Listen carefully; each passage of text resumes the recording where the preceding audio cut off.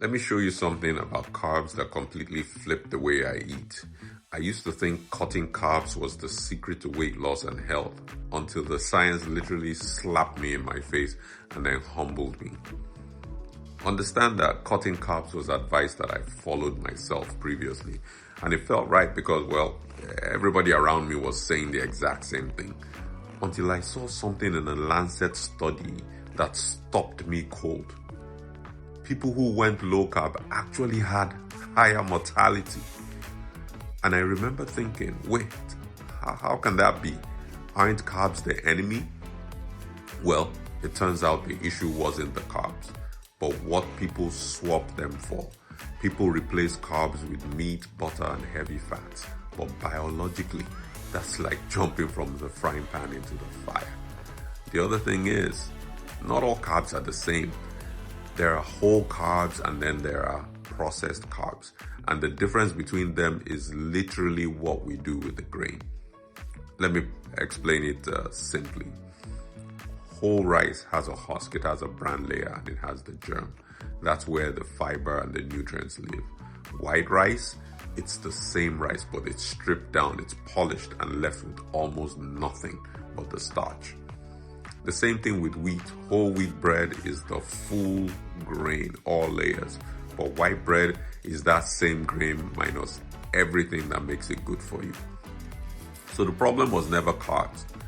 It's that many of the carbs we're eating aren't natural carbs anymore. They're just the leftover naked calories and sugar after overprocessing. And here's what flipped my thinking as well.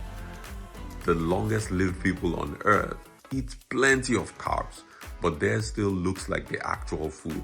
The places where the food is industrialized and overly processed are the same places where they suffer more with weight issues and chronic disease.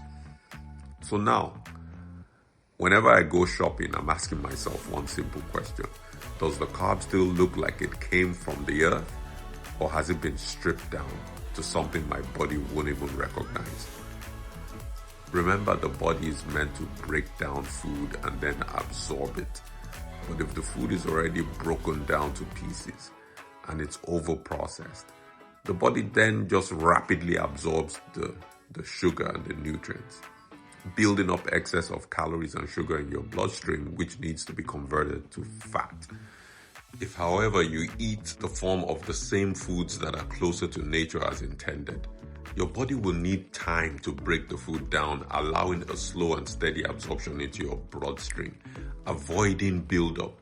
It's like, which one do you think would rush calories and sugar into your system?